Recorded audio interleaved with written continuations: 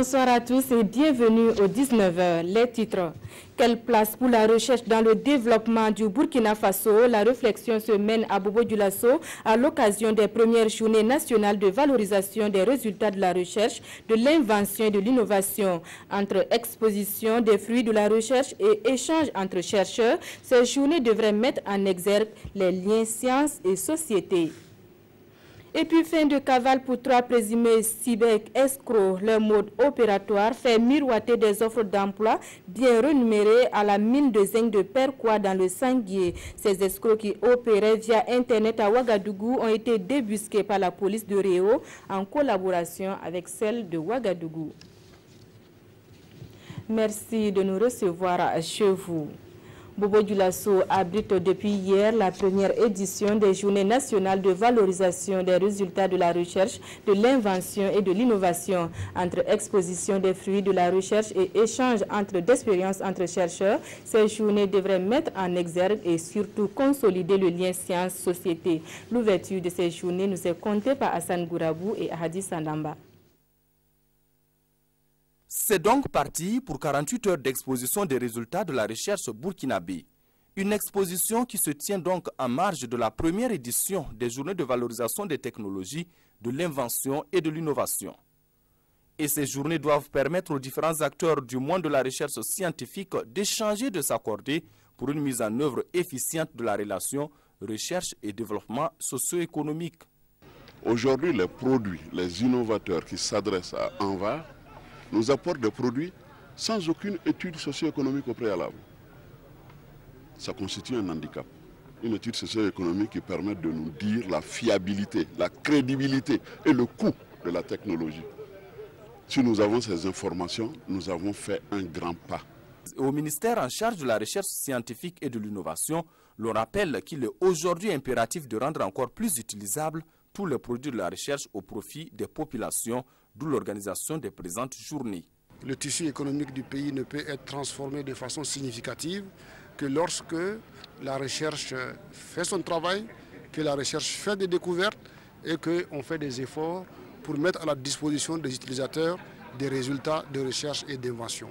À l'ouverture des travaux, tous les intervenants sont revenus sur la place que doit occuper la recherche scientifique dans le développement d'un pays. Et au ministre Al-Kassoum Meiga de souligner que cette édition marque donc le point de départ d'une série de journées de valorisation et de vulgarisation des résultats de la recherche au Burkina Faso. À Touga, le gouvernement est solidaire des sinistrés des fortes pluies de mardi dernier.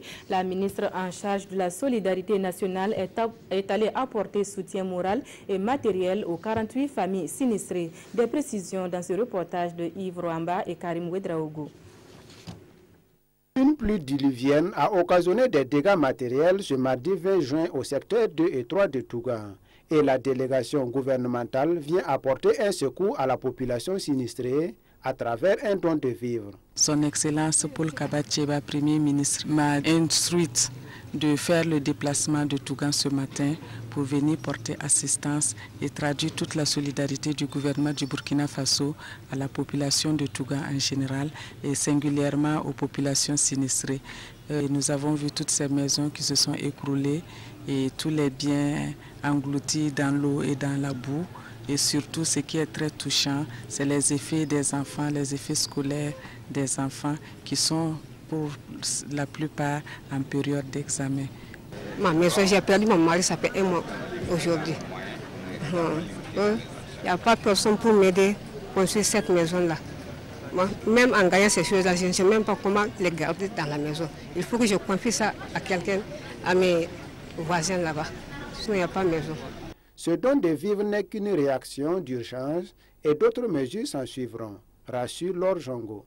Dans l'immédiat, c'est de pouvoir donner de quoi vêtir à ces populations, de pouvoir donner de quoi manger à ces populations. Le CONASUR et notre direction régionale ici et présente la direction provinciale entreprendront des mesures pour pouvoir permettre à ces populations de se relever dans la dignité.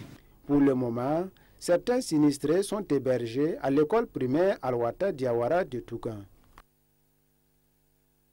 Je le disais en titre, la police de Réau, en collaboration avec celle de Ouagadougou, vient de mettre fin à une escroquerie via la toile. 2 individus appâtaient leurs victimes par la publication d'offres d'emploi très rémunérées à la mine de zinc de Perquois dans le Sanguier. Pour y accéder, les postulants devraient donc leur verser plusieurs billets de banque. On en sait davantage avec Daouda Ouattara et Draman Guéni. Ils se font passer pour des agents de recrutement, des recruteurs de la mine de zinc de Perquois dans le Sanguier. Ils publient sur le net des offres d'emploi alléchantes supposées provenir de la mine. Les postulants leur versent via Airtel Money des sommes allant de 10 000 à 100 000 francs CFA pour frais de dossier. L'argent est ensuite retiré avec des fausses pièces. L'opérateur qui a permis le mouvement là, et le retrait est considéré comme complice. Parce que dans ce cas de figure, qu'est-ce qui s'est passé? La personne se présente avec une carte ramassée, une carte appartenant à autrui. Soit disant que bon, c'est mon frère qui m'envoie chercher son argent. Et il ne respecte pas la procédure. Et généralement, c'est sur la même personne qui font plusieurs retraits. Donc la personne est automatiquement citée comme complice. Et c'est ça le rôle de la fille. Gérante de boutique Airtel Money à Ouagadougou, c'est sur elle que les retraits se font. Le réseau, lui, continue d'arnaquer, même étant aux arrêts. Ces téléphones reçoivent toujours des virements d'argent. On a pu voir qu'il y a un qui a envoyé 100 000, 20 000. Voilà, avant ça, c'était 40 000 et 20 000, 2 fois 20 000 et 10 000. Et cela remonte depuis le 30 janvier 2016. Donc, il y a eu déjà des individus qui se présentent devant, à la réception de la mine, comme venant pour un recrutement. Ils sont âgés de 19 à 27 ans et résident tous à Ouagadougou, avec des victimes un peu partout à travers le pays. Le substitut du procureur qualifie leurs actes d'escroquerie et punissable de jusqu'à 5 ans de prison, assorti d'une amende. 240 nouveaux combattants sur le front de la lutte contre le paludisme et la transmission du VIH au sida de la mère à l'enfant dans la région du Nord. Ils sont des relais communautaires formés et envoyés au front par les services régionaux de la santé et de l'éducation et leurs partenaires. Leur principale arme, la sensibilisation. Sensibilisation à l'adoption de bonnes pratiques d'hygiène, à l'utilisation des moustiquaires imprégnés et au dépistage du VIH au sida. Irénée Kabouri, Alexandre Zagré et Herman Toé. Le paludisme est l'une des principales causes d'hospitalisation et de décès dans la région du Nord. Pour l'année 2016, plus de 700 000 cas ont été enregistrés dans les centres de santé. C'est pour lutter contre cette pandémie et aussi pour prévenir la transmission du VIH-Sida de la mère à l'enfant que la Direction régionale de la santé du Nord, en partenariat avec la Direction régionale de l'éducation nationale et la radio Voix du Paysan, ont initié cette campagne de sensibilisation. Il y a plus de décès donc liés au paludisme que les autres donc maladies pris donc isolement. Donc c'est un problème donc qu'il faudrait donc prendre au sérieux. Et la lutte contre le paludisme n'est pas uniquement une affaire des agents de santé. À côté donc du paludisme, il y a également donc l'hygiène à travers donc le lavage des mains.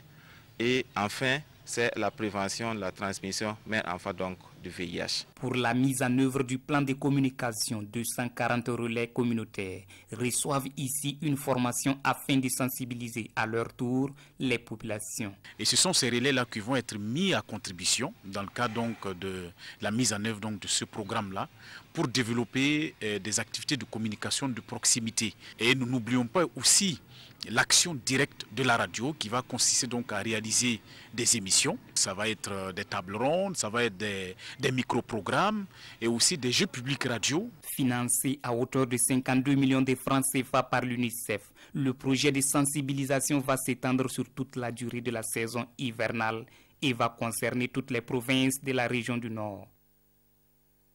L'incivisme ambiant au cœur de la 4e édition du Forum régional des jeunes du Gourmou.